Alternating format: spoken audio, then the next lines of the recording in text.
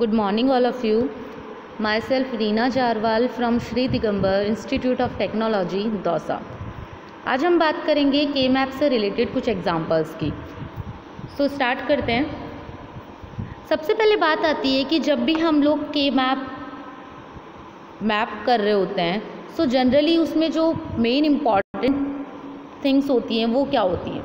Generally जब भी हम दो वेरिएबल का कोई के मैप ड्रॉ कर रहे होते हैं तो उस टाइम पे वहाँ पर जो नंबर ऑफ़ सेल्स रिप्रेजेंट होते हैं वो हमेशा 4 होते हैं। मीन्स ये हमेशा 2n के फॉर्मेट में होता है।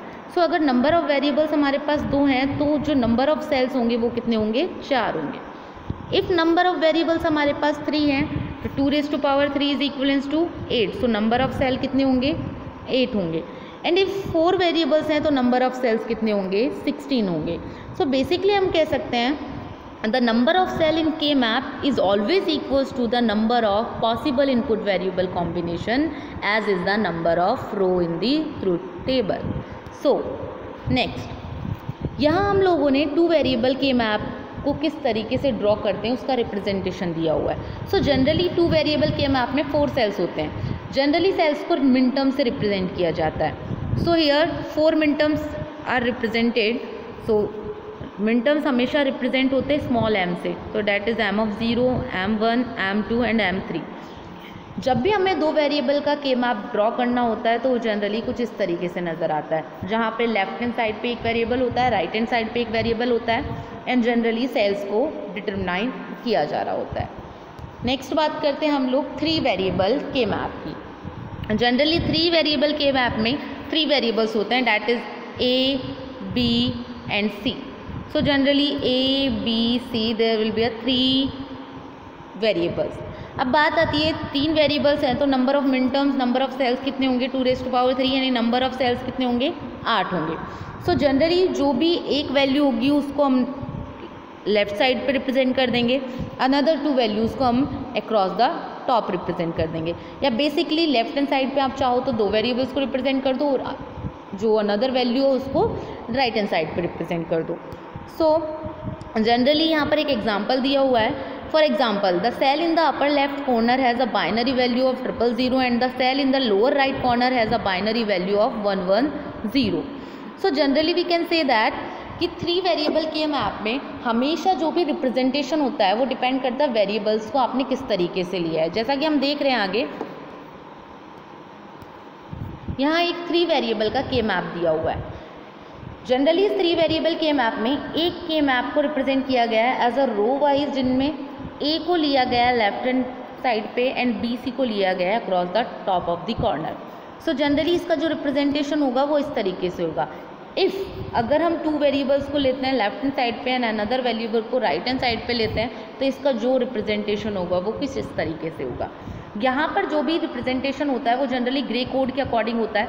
Here it is represented as 0 0 0 1 1 1 and 1 0 and here single variable है 0 and 1। यहाँ देखिए 2 वेरिएबल्स हैं 0 0 0 1 1 1 1 0 एंड एक सिंगल वेरिएबल है डेट मीन्स 0 and 1। ये 3 वेरिएबल के मैप का रिप्रेजेंटेशन है। आगे बात करते हैं 4 वेरिएबल्स के मैप की। जनरली 4 वेरिएबल के मैप में सेल्स 16 होंगे because 2⁴ is always equals to 16। 16 cells होंगे। उनका रिप्रेजेंटेशन जनरली हम 2 वेरिएबल्स को डिफाइन करके करेंगे। मींस 2 वेरिएबल्स एक तरफ होंगे एंड 2 वेरिएबल्स एक तरफ होंगे। देखते हैं, यहाँ पर देखिए 2 वेरिएबल्स को लेफ्ट हैंड साइड पे लिया गया है एंड 2 वेरिएबल्स को अक्रॉस द टॉप लिया गया है।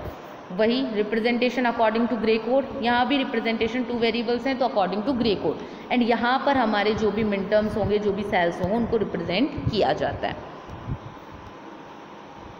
आगे बात करते हैं ग्रुपिंग एंड एडजेसेंट सेल्स की। जनरली 2 एडजेसेंट सेल्स जो होते हैं वो हमेशा पेयर वाइज ग्रुप्ड होते हैं। 4 एडजेसेंट सेल्स जो होते हैं वो हमेशा क्वाड वाइज ग्रुप्ड होते हैं एंड 8 एडजेसेंट सेल्स हमेशा ऑक्टेट वाइज ग्रुप्ड होते हैं। ग्रुप ऑलवेज रो में भी हो सकता है, कॉलम में भी हो सकता है, स्क्वायर भी हो सकता है एंड रेक्टेंगुलर भी हो सकता है, बट ग्रुप कभी भी डायगोनल फॉर्म में अलाउ नहीं है। Next, mapping of standard sum of product expression. So generally in mapping, selecting n variable k map, and second, one marked in cell for each min term. Next, cell adjacency.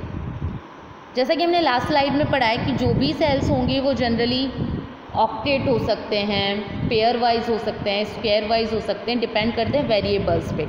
ये जो भी sales होते हैं वो generally mapping में proper adjacency के साथ represent होते हैं। तो generally we can say that adjacency is defined by a single variable chain. So generally cells with value that differ by more than one variables are not adjacent. Next, this is the representation of cell adjacency that we discussed in last slide. Now the related examples. यहाँ कुछ examples दिए हुए हैं, that is minimize the following sum of product expression. यहाँ पर 1 2 3 4 5 6 and 7 total 7 examples दिए हुए हैं। वन बाय वन हम सबको सॉल्व करेंगे। सो स्टार्ट करते हैं। First example, here f x y z is is equals to summation of 0 2 6 and 7। So represent करते हैं। यहाँ 3 वेरिएबल्स है, सो 3 वेरिएबल का के मैप ड्रॉ होगा। हमने x को ले लिया लेफ्ट हैंड साइड में एंड y ऑफ z को ले लिया across the top. So represent किया है as a gray code 0 0 0 1 1 1 and 1 0, here 0 and 1। अब देखिए यहाँ पर, यहाँ होता है 0, यहाँ होता है 1, यहाँ होता है 2, यहाँ होता है 3, यहाँ होता है 4, यहाँ होता है 5, यहाँ होता है 6 और यहाँ होता है 7। तो यहाँ पे 0 पर है तो 0 पे मिन टर्म कितना आएगा 1, 2 पर है 2 पर कितना आएगा 1, 6 पर है 6 पर कितना आएगा 1 एंड 7 पर है 7 पर कितना आएगा 1। सो ग्रुप कितने होंगे? 2 होंगे। एक ग्रुप तो ये बन रहा है हमारे पास और एक ग्रुप बन रहा है रैपिंग करके। सो देखते हैं, फर्स्ट हम देखते हैं रैपिंग वाला ग्रुप। तो देखिए यहाँ पर हमेशा ध्यान रखना, दो डिफरेंट रोज के लिए, कॉलम्स के लिए जो 0 1s होंगे वो कैंसिल आउट होंगे। तो यहाँ पर एक रो है तो अब हम पहले देखते हैं रैपिंग के लिए, ये 0 है तो डेट मीन्स x बार। अब ऊपर देखते हैं, इसके ऊपर 0 0, यहाँ 1 0। सो 0 और 1 कैंसिल आउट एंड 0 0 किस पे आ रहा है? z पे, तो यानी x bar z bar plus second group है ये वाला 1 1 किस पे? 1 पे, यानी कि x। ऊपर देखते हैं 1 1 यानी मीन्स y और 1 0 एक दूसरे को कैंसिल आउट कर देंगे। सो इसका आउटपुट आएगा x bar z bar plus x y. Next, second example. In second example f of x y z is equals to summation of 0 2 3 4 6। So represent करते हैं, 0 पे 1 कर दिया, 2 पे 1 है, 3 पे 1 है, 4 पे 1 है एंड 6 पे 1 है। अब आप लोग देखिए, मैंने कहा था रैपिंग के थ्रू भी आप पेयर स्क्वायर्स जो भी हैं वो बना सकते हैं। तो जनरली यहाँ पे 4 का एक ग्रुप बन रहा है रैपिंग के थ्रू, तो 4 का एक ग्रुप ये हो गया और 2 का ग्रुप ये हो गया। सो जनरली 4 के ग्रुप की बात करें तो 0 1 ने एक दूसरे को कैंसिल आउट किया। ऊपर देखते हैं 0 1 कैंसिल आउट है एंड जेड बार बचा। 0 पे बार हमेशा रिप्रेजेंट करते हैं, 1 पे सिंपल टर्म्स को, प्लस ये दोनों की बात, इन दोनों ग्रुप की बात करते हैं सेकेंड ग्रुप की। इस सेकेंड ग्रुप में देखिए आप 1 1 1 1 means y, 1 0 cancel out and 0 means x bar. तो आंसर होगा x bar y plus z bar. So the output is this. Next, third question. Third question में दिया हुआ है f of x y z is equals to summation 0 1 2 3 7। So यहाँ पर देखते हैं 0 पे 1 है, 1 पे 1 है, 2 पे 1 है, 3 पे 1 है, 7 पे 1 है। तो एक तो 4 का कॉलम बन गया ये वाला और एक बन गया 2 का पेयर। एक तो 4 का ग्रुप बन गया, एक 2 का ग्रुप बन गया। पहले 4 के ग्रुप की बात करते हैं तो 0 0 1 1, तो ये तो सिमिलर क्वालिटीज़, मतलब 0 जितने टाइम से उतने टाइम 1 है तो ये तो कैंसिल आउट हो जाएंगे एक दूसरे से। या 1 देखते हैं इनके x बार, ठीक है। दूसरे ग्रुप की बात करते हैं 1 0 1 कैंसिल आउट। ऊपर देखते हैं 1 1 यानी y z, तो आंसर होगा x बार प्लस y z। नेक्स्ट बात करते हैं फोर्थ एग्जाम्पल की। जब फोर्थ एग्जाम्पल की बात करेंगे तो यहाँ पे देखिए f of x y z is equals to summation 3 5 6 7। ठीक है, यहाँ पर हम रिप्रेजेंट करते हैं 3 पे 1 कर दिया, 5 पे 1 कर दिया, 6 पे 1 कर दिया, 7 पे 1 कर दिया। तो आप लोग यहाँ पे देखिए एक ग्रुप तो बन रहा है हमारे पास ये, दूसरा ग्रुप बन रहा है ये। अब ये एक वेरिएबल अकेला रह जाएगा तो ओवरलैपिंग करके तीसरा ग्रुप भी बना देंगे। तो यहाँ 3 ग्रुप बन रहे हैं, रिप्रेजेंट करते हैं। पहले ग्रुप की बात करते हैं, 1 1 मीन्स वाई जेड, और यहाँ पर कितना 0 1 कैंसिल, तो फर्स्ट आ गया y z, correct. Second group इसकी बात करते हैं, 1 1 यानी कि एक्स, ऊपर देखते हैं 1 1 यानी कि वाई, और 1 0 से कैंसिल आउट यानी second group x y. Third देखते हैं 1 मीन्स एक्स, एंड ऊपर देखते हैं हमारे पास 0 1 से कैंसिल आउट यानी कि एक्स जेड। सो आंसर होगा x y plus x z plus y z, that is the correct output. यहाँ पर आगे के जो एग्जाम्पल्स हैं उनको सॉल्व किया गया है। सिमिलरली 3 वेरिएबल्स के मैप के लिए हैं, तो आगे के 4 जैसे सॉल्व किए, सिमिलरली उसी तरीके से यहाँ पर ये सॉल्व किए जाएंगे और उन्हीं के अकॉर्डिंग्स हमारे पास आउटपुट प्रोड्यूस होगा। आगे बात करते हैं के मैप 4 वेरिएबल्स वाले, 4 वेरिएबल के मैप वालों की। यहाँ लिखा हुआ है determine the product terms for the Karnaugh map given and write the resulting minimum sum of product expression. यहाँ ऑलरेडी के मैप ड्रॉ किया हुआ है, ग्रुपिंग बताई हुई है, सिर्फ हमें आउटपुट जनरेट करना है, ठीक है।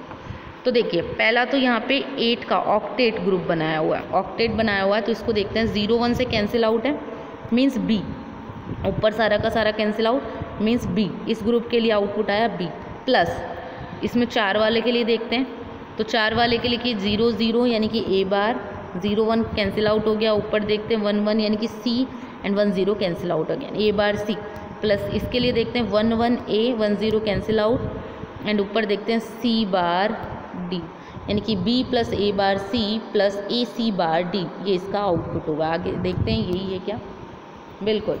सो यहाँ पर वो सॉल्यूशन दिया हुआ है जो हम ऑलरेडी डिस्कस कर चुके हैं। So this is the output of sum of product expression. K map का आउटपुट इस तरीके से जनरेट होगा। आगे बात करते हैं 4 वेरिएबल्स के मैप के एग्जांपल्स की। तो find the minimize sum of product expression against the following. तो 4 एग्जांपल्स दिए हुए हैं यहाँ पे, 1 बाय 1 हम सबको सॉल्व करेंगे। सबसे पहला एग्जांपल,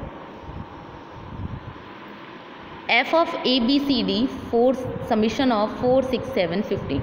यहाँ पर वेरिएबल्स 4 हैं तो सेल्स कितने होंगे, 16 होंगे। 2 वेरिएबल को हमने लेफ्ट हैंड साइड पे लिख दिया एंड 2 वेरिएबल्स को टॉप ऑफ द कॉर्नर लिख दिया। ग्रे कोड के थ्रू यहाँ पर वैल्यूज़ डिफाइन होंगी। सो 4 पे, 6 पे, 7 पे और 15 पे। तो 4 पे, 6 पे, 7 पे और 15 पे 1 1 लिख दिया। ग्रुपिंग देखिए, एक तो रैपिंग के थ्रू ये ग्रुपिंग हो रही है एक, और एक ग्रुपिंग हो रही है ये। सॉल्व करते हैं तो पहले इस ग्रुप को देखते हैं, 0 1 से कैंसिल आउट यानी कि बी, ऊपर देखो सी डी, तो एक आ गया बी सी डी। रैपिंग वाले को देखते हैं, ये 0 1 कैंसिल आउट यानी कि डी बार, और यहाँ देखते हैं 0 1 यानी कि ए बार बी। सो आंसर होगा A bar B D bar plus B C D, correct answer है।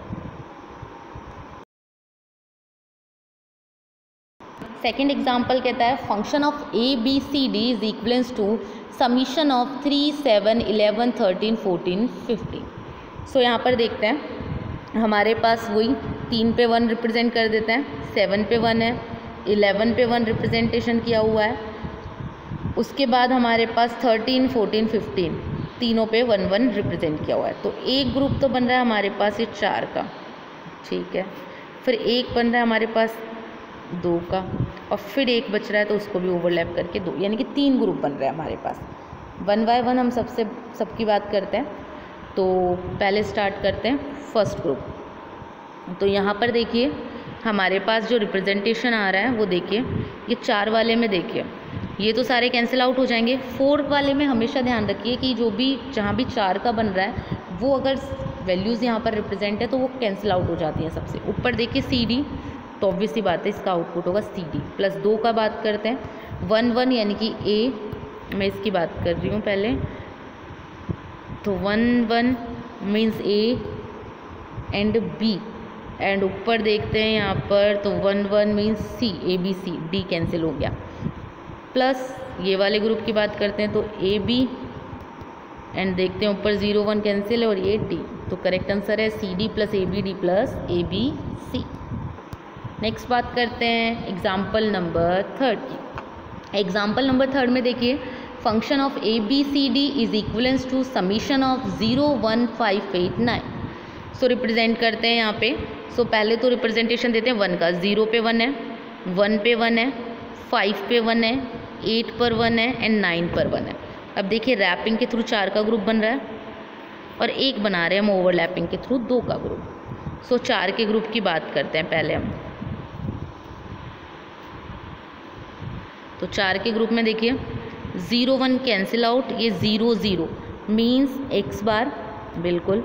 इधर ऊपर देखिए 0 0 y बार और 0 1 cancel out, x bar y बार प्लस यहाँ पर 2 ग्रुप को देखिए तो यहाँ पर देखिए 0 0 मीन्स w बार, x वाले टर्म्स कट गए हैं, ऊपर देखिए 0 1 यानी y बार और z। सो ये इसका करेक्ट आंसर होगा। अभी लास्ट में हमने देखा था कि जब कॉलम वाइज हमारे पास 4 का जब ग्रुप बन रहा था तो वहाँ पर यहाँ पर रिलेटेड सारी वैल्यूज़ कैंसिल हो गई थी। तो हमेशा ध्यान रखना कॉलम वाइज या रो वाइज ही बनते हैं, तभी जाके अगर वो डबल वैल्यूज़ होती है तो कैंसिल होती हैं, अदरवाइज नहीं होती। मीन्स हमें सिंपल सा फॉर्मेट याद रखना है कि 0 1 ही एक दूसरे को कैंसिल आउट करता है अनदर ब्लॉक या रोज में। आगे बात करते हैं 4th नंबर एग्जाम्पल की।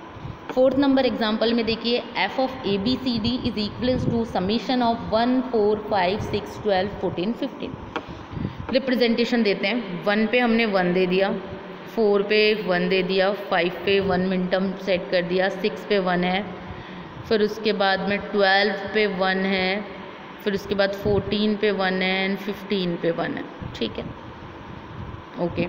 अब ग्रुप बनाते हैं हमारे पास। तो देखिए एक तो रैपिंग के थ्रू 4 का ग्रुप बन रहा है, एक ग्रुप तो ये हो गया, दूसरा ये बन रहा है और तीसरा हमारे पास ये बन रहा है। 3 ग्रुप बन रहे हैं। फर्स्ट ग्रुप की बात करते हैं रैपिंग वाले। तो फर्स्ट ग्रुप में देखिए 0 1 से कैंसिल आउट, 1 1 यानी कि x बार, सॉरी 1 1 है तो यानी कि 1 पे तो x। उसके बाद ऊपर बात करते हैं 0 1 कैंसिल आउट और 0 0 मीन्स z बार, तो आंसर क्या होगा x z बार। इस ग्रुप के बाद बात करते हैं हम सेकंड ग्रुप की, इस वाले की। तो यहाँ देखिए 0 0 मीन्स w बार, 0 1 कैंसिल आउट, ऊपर देखते हैं y बार एंड z, क्योंकि 1 है तो z प्लस। थर्ड ग्रुप की बात करते हैं इसकी, 1 1 means w and x and ऊपर देखते हैं 1 1 मीन्स y, तो आंसर होगा x z bar plus w y z plus w x y। So यहाँ पे ये करेक्ट आंसर हमारे पास आ गया। अब एक चीज़ ध्यान रखिएगा, हमारे पास के मैप सॉल्व करते टाइम पे 2 तरीके से होते हैं, एक तो सम ऑफ प्रोडक्ट के लिए, एक प्रोडक्ट ऑफ सम के लिए। जब समीशन की बात कर रहे हैं तो वो सम ऑफ प्रोडक्ट वाले क्वेश्चंस होते हैं। जनरली सम ऑफ प्रोडक्ट यानी समीशन वाले क्वेश्चंस में क्या होता है, हमें मिन टर्म्स डिफाइन करना होता है जो कि 1 होता है, यानी कि जो भी हमें वैल्यूज़ दे रखी होती है उनकी जगह पे हमें क्या रिप्रेजेंट करना होता है, 1 रिप्रेजेंट करना होता है और उसी की ग्रुपिंग होती है। और ग्रुपिंग में क्या होता है, पहले प्रोडक्ट किया जाता है उसके बाद सम किया जाता है, जैसा कि यहाँ रिप्रेजेंट हो रहा है। लेकिन अगर हमारे पास इस समीशन की जगह पर पाई हो तो उस टाइम पे हमेशा ध्यान रखना मिन टर्म की जगह मैक्स टर्म्स को रिप्रेजेंट किया जाता है। 1 जहाँ लिखते हैं हम लोग उसकी जगह हमें 0 को रिप्रेजेंट किया जाता है और सम ऑफ प्रोडक्ट की जगह हमें प्रोडक्ट ऑफ सम को रिप्रेजेंट करना होता है। जैसे फॉर एग्जांपल यहाँ पर पाई दे दिया तो जितनी भी ये वैल्यूज़ है इन जगह पे 0 0 आएगा। पहली बात तो ये सब मैक्स टर्म्स को रिप्रेजेंट करेंगी और आंसर हमेशा किस में रिप्रेजेंट होगा, प्रोडक्ट ऑफ सम में। फॉर एग्जांपल जैसे मान के चलो ये आंसर आ रहा है तो ये x प्लस जेड बार, फिर यहाँ पे डॉट लगेगा प्लस की जगह, फिर ये w बार प्लस y बार प्लस z, मतलब इस तरीके से प्रोडक्ट ऑफ सम के क्वेश्चंस को सॉल्व करना है। तो ये डिफरेंस ध्यान रखना, समीशन वाले में मिन टर्म लेते हैं, प्रोडक्ट पाई वाले में मैक्स टर्म, समीशन वाले में 1 से रिप्रेजेंट करते हैं, पाई वाले में 0 से। समीशन वाले में सम ऑफ प्रोडक्ट किया जाता है, पाई वाले में प्रोडक्ट ऑफ सम किया जाता है। सो के मैप से रिलेटेड कुछ ये बातें आप ध्यान रखिएगा। आगे बात करते हैं डोंट केयर कंडीशंस की। So generally don't care conditions जहाँ भी अराइज होती हैं, जहाँ पर कॉम्बिनेशंस अलाउ नहीं हो पा रहे होते हैं, वो कॉम्बिनेशंस जो हमारी किसी भी सिचुएशन में सही नहीं हो पा रहे हैं, या फिर बेसिक सी बात कह दूँ कि किसी भी सिचुएशन में अलाउ नहीं हो पा रहे हैं, means the situation that arise when some of the input variable combinations are not allowed, that is known as don't care condition. But don't care condition जो के मैप है उसमें एक एडवांटेज की तरह काम करती है। किस तरीके के एडवांटेज देती है वो मैं आपको बताती हूँ। जैसे कि यहाँ एक एग्जांपल दिया हुआ है, पहले मैं आपको बता देती हूँ कि डोंट केयर कंडीशन किसी भी क्वेश्चन में अगर ग्रुपिंग नहीं हो पा रही है, कोई सिंगल वेरिएबल बच रहा है, तो आराम से डोंट केयर कंडीशन अगर वहाँ पर है तो हम आराम से विदाउट ओवरलैपिंग वहाँ पर ग्रुप बना सकते हैं। जैसा कि यहाँ क्वेश्चन दिया हुआ है, simplify the Boolean function 1 3 7 11 15 and don't care condition दी हुई है 0 2 5। ठीक है, डोंट केयर कंडीशन को स्मॉल डी से भी रिप्रेजेंट किया जा सकता है और स्मॉल एक्स से भी रिप्रेजेंट किया जा सकता है। रिप्रेजेंटेशन देते हैं पहले तो इसका, 1 पे 1, 3 पे 1, 7 पे 1, 11 पे 1, 15 पे 1। ठीक है, अब डोंट केयर कंडीशन 0 2 5, 0 पे ये, 2 पे ये और 5 पे ये। अब देखो एक तो हमारे पास ये बन रहा है 4 का, लेकिन अगर हम यहाँ 2 का बनाएं लेकिन डोंट केयर कंडीशन दे रखी है तो आराम से लार्ज ग्रुप बना सकते हैं, यानी कि 4 का ग्रुप यहाँ भी बन सकता है। So generally don't care condition हमें क्या है, ग्रुप को और अच्छे से स्टैंडर्ड वे में ग्रुपिंग करने के काम आता है, यानी कि जहाँ हमें ग्रुप बड़ा बन सकता है डोंट केयर की हेल्प से, तो हमें वहाँ वो ग्रुप बड़ा बनाना चाहिए।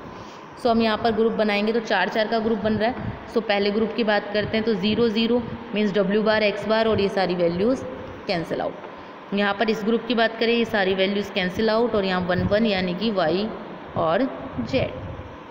ठीक है, सो दिस इज़ द आउटपुट। अब बात करते हैं कि अगर हम इसी ग्रुप को ऐसे ना लेके इसको ऐसे ले ले तो भी ठीक है, यहाँ पर तो भी डोंट केयर कंडीशन यूज़ आ रही है। तो दूसरे तरीके से इस क्वेश्चन को करते हैं, तो यहाँ पे हमने ग्रुपिंग को रो वाइज ना लेके इस तरीके से लिया है। तो एक तो 4 का बन ही रहा है जो कि डब्ल्यू बार जनरली हमारे पास यहाँ पर है ये एग्जांपल, तो यहाँ पे वाई जेड ये हो गया। एंड दूसरा देखते हैं ये 4 का 0 0 यानी डब्ल्यू बार, 0 1 कैंसिल आउट होगा। ऊपर देखते हैं 0 1 cancel out and 1 1 means Z, तो आंसर होगा वाई जेड प्लस डब्ल्यू बार जेड। सो बेसिकली हम कह सकते हैं कि डोंट केयर कंडीशन जनरली के मैप के लिए एक एग्जाम्पल की तरह काम करती है। ये यहाँ पर ग्रुप्स को और इजी वे में बनाने में हेल्प करती है। सो जनरली जितने लार्ज ग्रुप हम बना सकते हैं और डोंट केयर कंडीशन वहाँ अवेलेबल है तो हम इजीली बना पाएंगे। तो यहाँ पर एक एडवांटेज की तरह के मैप में डोंट केयर कंडीशन वर्क करती है। So end of the lecture, thank you.